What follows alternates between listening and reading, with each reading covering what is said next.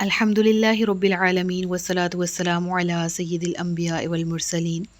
اما بعد فاعوذ باللہ من الشیطان الرجیم بسم اللہ الرحمن الرحیم یا رب لک الحمد کما ینبغی لجلال وجہک وعظیم سلطانک رب اشرح لی صدری ویسر لی امری واحلل عقدۃ من لسانی یفقہوا قولی رب زدنی علما۔ السلام علیکم ورحمۃ اللہ وبرکاتہ۔ پارہ نمبر 30 سورۃ العلق، اردو ترجمہ اور تفسیر۔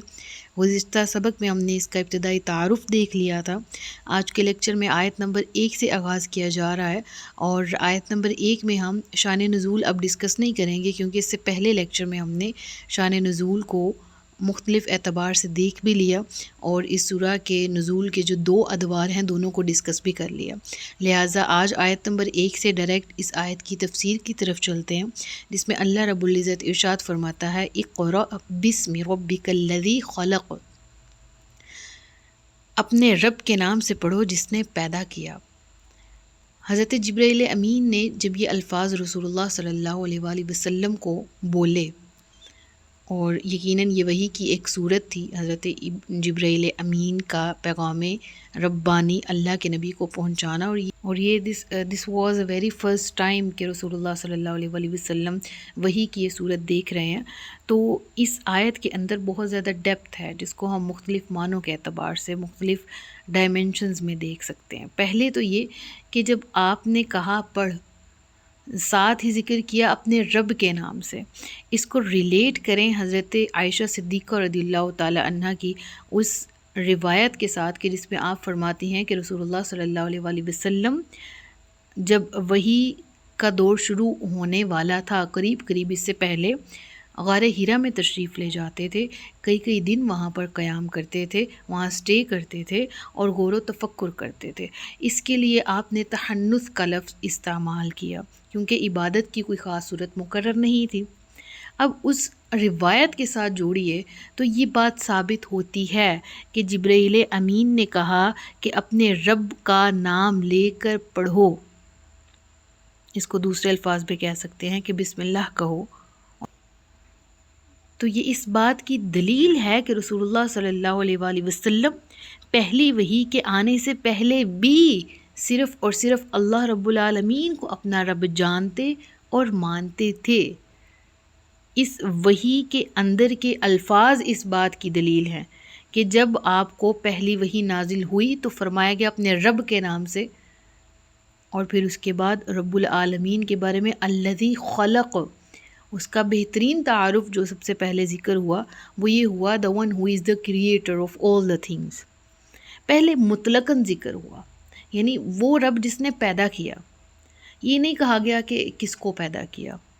یعنی مطلقاً ہمارے سامنے جو مفہوم آتا ہے وہ یہ آتا ہے کہ اس رب کا نام لے کر پڑھو جو خالق ہے، جس نے ساری کائنات اور کائنات کے اندر موجودات کو، ہر چیز کو پیدا فرمایا ہے۔ تو مطلقاً ذکر اللہ نے فرما دیا، کائنات کی عام تخلیق کا ذکر فرما دیا۔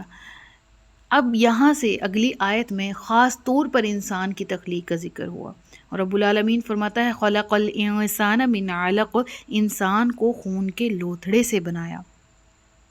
یعنی اللہ نے کس قدر حقیر حالت سے انسان کی تخلیق کی ابتدا کی اور پھر اسے پورا انسان بنایا۔ علق لفظ جو یہاں پر ذکر ہے یہ جمع ہے علقہ کی۔ اس کے لفظی معنی کیا ہیں؟ جمے ہوئے خون کے۔ یعنی انسان نطفہ سے جب رحم مادر میں استقرار حمل ہوتا ہے نا، تو اس کے بعد کے پہلے جو چند روز ہیں اس میں جو حالت نمودار ہوتی ہے وہ علقہ کی ہے انسان کی، اور پھر وہ گوشت کی شکل اختیار کرتی ہے، اور اس کے بعد پھر آنورڈ انسان کی تخلیق کے جتنے بھی مراحل ہیں سورۃ الحج میں ان کی ڈیٹیل تفصیلات بھی موجود ہیں، سورۃ الحج کے پہلے رکوع میں۔ تو بہرحال انسان بذات خود اس کی موجودگی، اس کی ایگزسٹنس، اس کی تخلیق خالق حقیقی کے ہونے کا منہ بولتا ثبوت ہے۔ اور پھر رب العالمین آگے کیا ذکر فرماتا ہے اقرأ وربک الاکرم، اس کا یہ انتہائی کرم ہے کہ اس نے اس حقیر ترین حالت سے ابتدا کر کے انسان کو پھر جب وہ دنیا میں آتا ہے تو صاحب علم بنایا، اور صاحب علم ہونا مخلوقات کی بلند ترین صفت ہے، اور صرف صاحب علم ہی نہیں، رب العالمین فرماتا ہے بلکہ اس کو میں نے قلم کے استعمال سے لکھنے کا فن سکھایا، جس سے بڑے پیمانے پر علم کی اشاعت، ترقی اور نسل کے بعد دوسری نسل تک جو تحفظ کے ذریعے علم کا جو علم کی ترسیل ہے، علم کے پہنچنے کا ذریعہ ہے، وہ ٹھہرایا کسے؟ قلم کو۔ اگر وہ الہامی طور پر انسان کو قلم اور کتابت کے فن کا یہ علم نہ دیتا تو انسان کی علمی قابلیت رک جاتی۔ تو اس سے یہ بھی معلوم ہوتا ہے کہ انسان کو اللہ تعالیٰ نے ذہانت تو دی ہے، لیکن اس کے ساتھ ساتھ ہماری جبلت میں یہ چیز ہمیں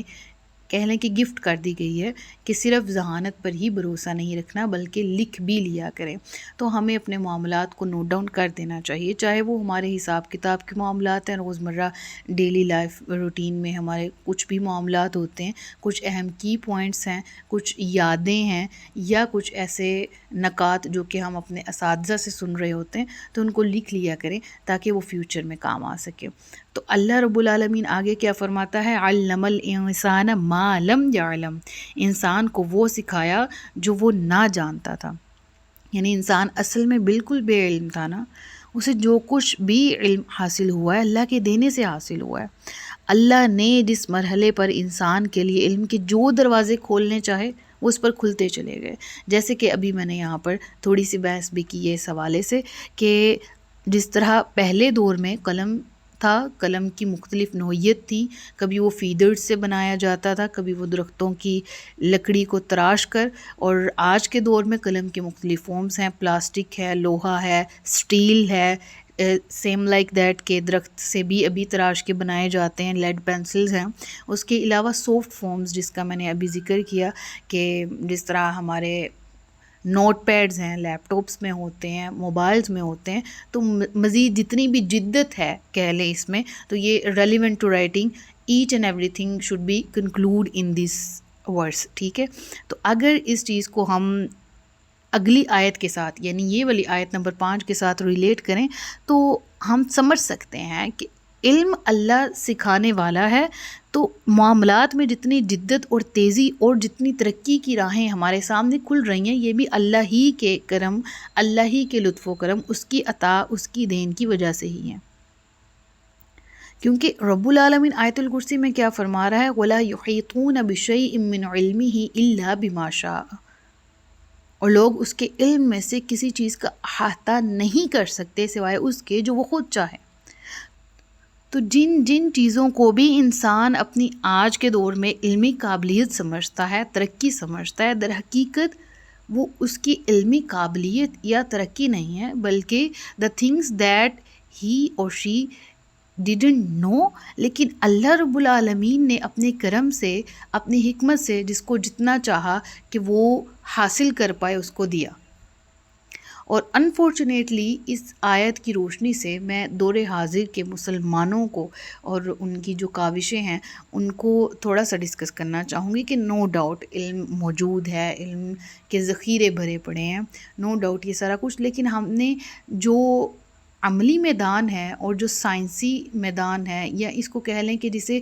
آج کے دور کی جو ترقی ہے اس میں ہم اس میدان میں بہت پیچھے نظر آ رہے ہیں، چاہے وہ AI ورژنز ہوں، چاہے وہ انوینشنز ہوں، چاہے وہ کچھ بھی ہو۔ تو در حقیقت یہ علم ورثہ جو ہمیں ملا نا، ہم نے اس کو اون نہیں کیا۔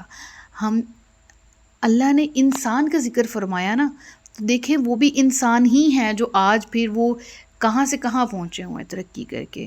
نو ڈاؤٹ کہ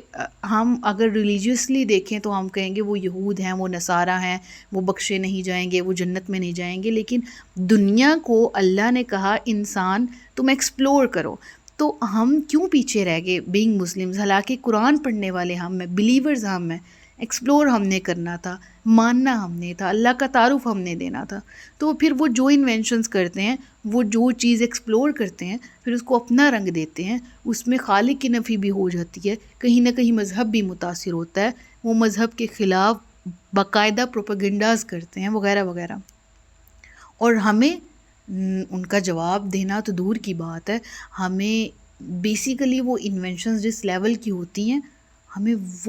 ہم اس کو ہی کور نہیں کر پاتے. ہم نے کچھ نیا ڈسکور کیا کرنا، ہم ان کے ڈسکور شدہ چیزوں کو صحیح یا غلط کہنے کے لیے بھی مکمل طور پر کور نہیں کر پاتے کہ اس کے ہر پہلو کو دیکھ سکیں. ہم اس قدر علمی طور پر پیچھے جا چکے ہیں. اور یہ علم جو اللہ نے انسان کو دیا، تو پھر اللہ نے یہ نہیں کہا کہ میں اس کو اتنا دوں گا اور اتنا دیا. ہاں، جس نے جتنی کوشش کی، وَأَلَّيْسَ لِلْإِنسَانِ إِلَّا مَا سَعَىٰ، یہ نہیں کہا کہ للمؤمن الا ما سعى، مومن جو کرے گا کوشش، جو کاوش کرے گا اس کو وہی ملے گا، اور کافر کو کچھ نہیں ملے گا. ہاں، ایک پہلو ضرور ہے کہ ما لہم فی الآخرۃ من خلاق، آخرت میں ایسے لوگوں کا کوئی حصہ نہیں. لیکن کیا ہم نے بس آخرت پہ سب کچھ چھوڑ دینا ہے اور بس اپنی جنت یا جہنم کی فکر کرنی ہے؟ کہ اللہ نے جب قرآن میں ذکر کیا کہ کیا تم یہ گمان کرتے ہو کہ انا خلقناکم عبثا، کہ ہم نے تمہیں بیکار پیدا کر دیا، تو ہم اس پوائنٹ پہ بھی غور کریں کہ نہیں، دنیا میں آنے کا بھی کوئی مقصد ہے. تو ہمیں بہرحال ان پہلوؤں پر غور کرنا ہے. اگلی آیات جو ہیں وہ وہاں سے کلام کی جو نوعیت ہے وہ بدل جاتی ہے، اور ان آیات کی تفسیر انشاءاللہ ہم اگلے اسباق میں کور کریں گے. بارک اللہ لی ولکم فی القرآن الکریم ونفعنی وإیاکم بالقرآن والذکر الحکیم. صدق اللہ العلی العظیم. اپنا بہت سا خیال رکھیے گا، مجھے دعاؤں میں یاد رکھیے گا. السلام علیکم ورحمۃ اللہ وبرکاتہ.